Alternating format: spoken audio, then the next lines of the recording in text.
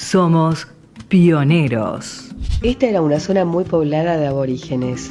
Aquí es donde planta la primera cruz San Roque González. Es que el santo fundador hablaba el guaraní, el dialecto tupí, que era de los aborígenes que aquí vivían en aquel 1615, señala Gómez. A este mal momento que venían viviendo, posiblemente este peligro haya colaborado en tomar la decisión de mudar este pueblo que no prosperaba por el clima, y lo mudan a la otra banda del río Paraná.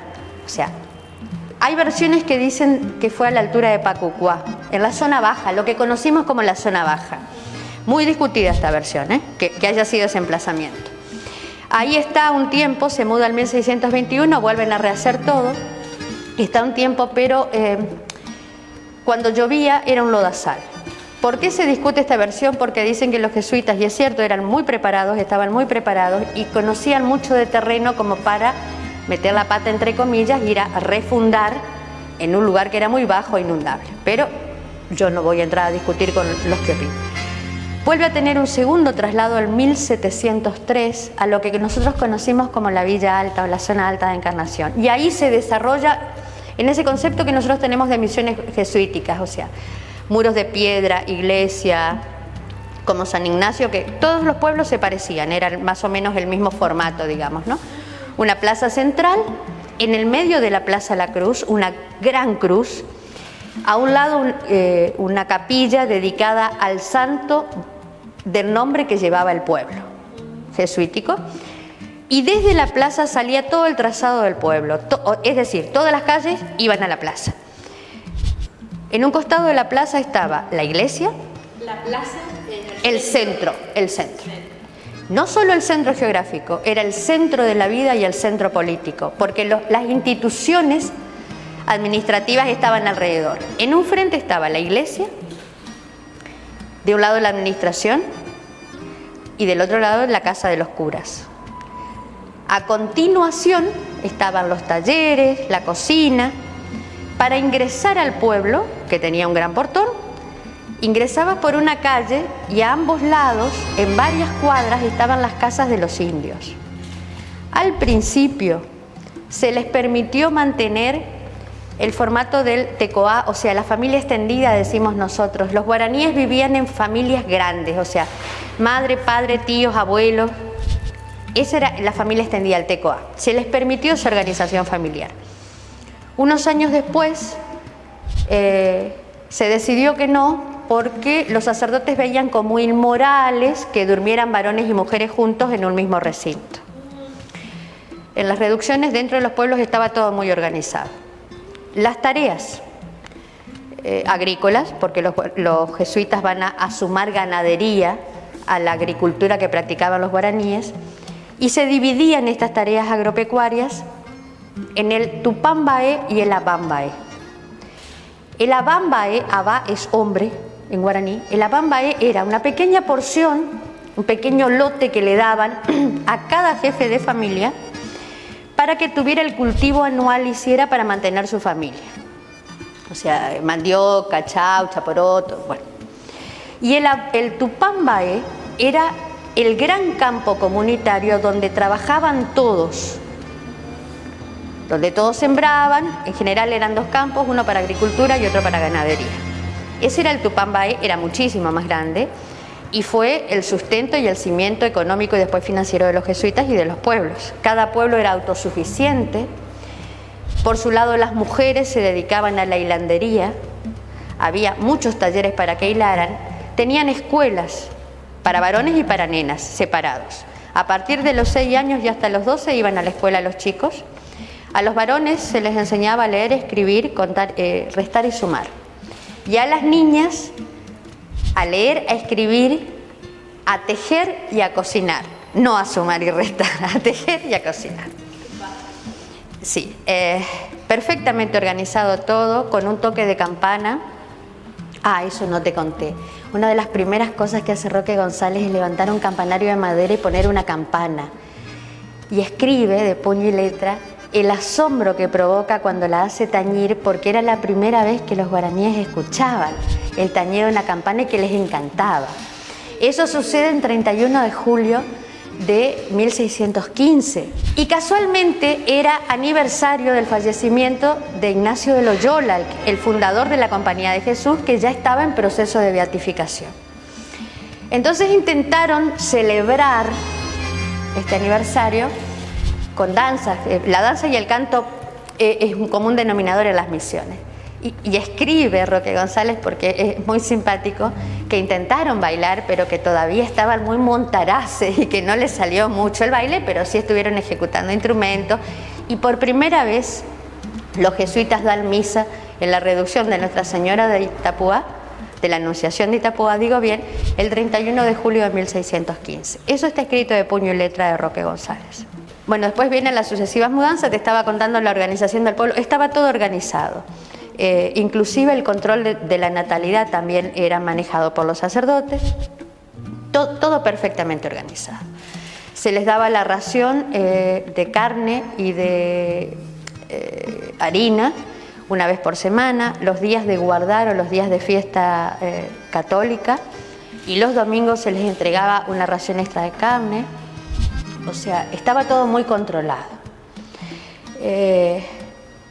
Sin entrar a la discusión si estuvo bien o si estuvo mal, parece ser que para las opciones que tenían los guaraníes entre la vida y la muerte, esta era una opción potable.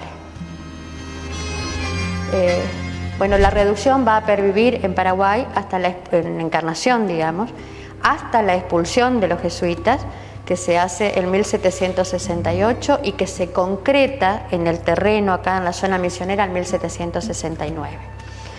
En Encarnación quedó el pueblo jesuítico construido completo. Hay un inventario que no tiene desperdicio de cómo estaba ornamentada la iglesia con laminados, la pátina de oro, los altares, el baptisterio, que es el lugar destinado para los bautismos. El inventario es increíble. Arrasado todo después, hasta que se crea la Villa Encarnación, que si yo no me equivoco oficialmente, si no me equivoco la fecha, oficialmente se funda la Villa Encarnación en 1845, y para concretar esa fundación retiran a todos los guaraníes que vivían ahí y los trasladan compulsivamente a Carmen del Paraná, que es un pueblo fundado para indios, y dejan solo población blanca, entre comillas, en la Villa Encarnación. ¿Por qué te cuento esto? Porque ese esconder o negar nuestro pasado nativo es un común denominador que tenemos hasta hoy. O sea, a ver, ¿cómo te lo puedo decir? Más tibio, más diluido, pero todavía se encuentran vestigios de esto, de no asumir con orgullo la esencia nativa. La reducción de Nuestra Señora de la Anunciación de Itapúa, al trasladarla a Nuestra Señora de la Encarnación de Itapúa, es la madre, el origen, el primer núcleo de formato español o de formato conquistador que se hace en nuestra región. El primer núcleo urbano en el concepto urbano occidental y cristiano, no el primer núcleo poblacional. En esta zona ya vivían tribus guaraníes con lazos de parentescos, ancestralmente vivían. Y había tanta cantidad de guaraníes que se fundaron 30 pueblos jesuíticos que albergaban un promedio de 2000 almas, y seguían existiendo tribus fuera de los muros de estos pueblos que no se dejaron convencer, no quisieron ser reducidos y siguieron viviendo en su forma, con sus costumbres, con su manera de concebir socialmente su vida, ¿no? La de su familia. Esta fundación, esta reducción, es la madre de dos ciudades, de Encarnación y de Paraguay. O sea, nuestro pasado común es muy fuerte, está más que probado.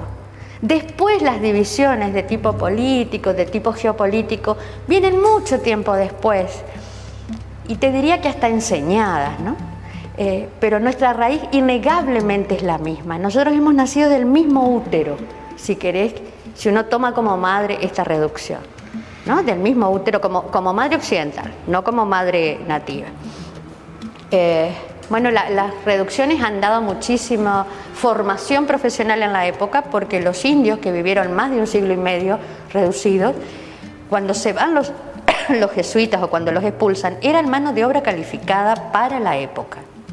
Eran ebanistas, eran músicos, luthier, leían y escribían los hijos de los caciques, y en algunas reducciones se les enseñó latín a los hijos de los caciques, escribían música, eran artistas plásticos increíbles, escultores.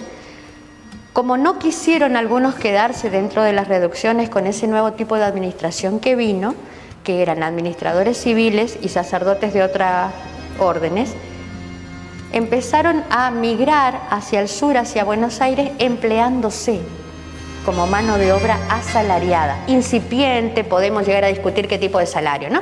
Pero eran los profesionales de la época. Eso fue el guaraní después de 150 años. Porque por ahí se envolvieron a la selva. Es una forma metafórica de decir, esta gente formada profesionalmente buscó una mejor vida porque no estaba de acuerdo con esta nueva organización que impone la corona española, que es un administrador civil y sacerdotes de otras órdenes. Y si conservamos ornamentos de la época jesuítica, algunos muebles, es porque estos indios, a medida que arrasaban pueblos, que los quemaban, los portugueses, los paraguayos, los correntinos, las tropas porteñas, por todo ese proceso de guerra que hubo entre 1800 y 1830, o sea, el proceso previo a la Revolución de Mayo, post-Revolución de Mayo, las guerras de la Independencia y después las guerras por la supremacía de Buenos Aires sobre Corrientes, los guaraníes, a medida que les quemaban sus pueblos, levantaban todo el ornamento que venían cuidando desde esta época jesuítica que estamos recordando y huían con eso.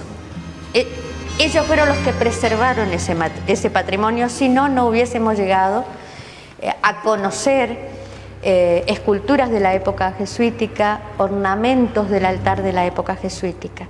Ellos fueron los que huían llevándose eso, cuidándolo, digamos, como un tesoro, ¿no?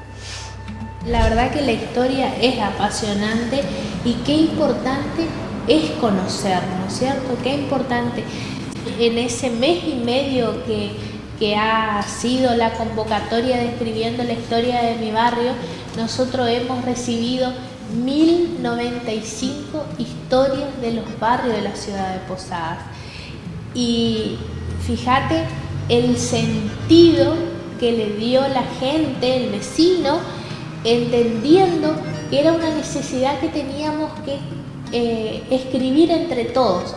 Cada uno tenía que aportar un poquito y todo este material que se pudo recabar en los barrios de esos recuerdos, como decís, cuando terminemos en el trabajo que estamos haciendo, todo ese material recopilado vamos a entregar al archivo municipal, vamos a entregar a la biblioteca del Centro del Conocimiento, queremos entregar a las bibliotecas para que estén a disposición de toda la gente, esos recuerdos tan lindos y que siempre digo, cada historia forma parte de nuestra historia.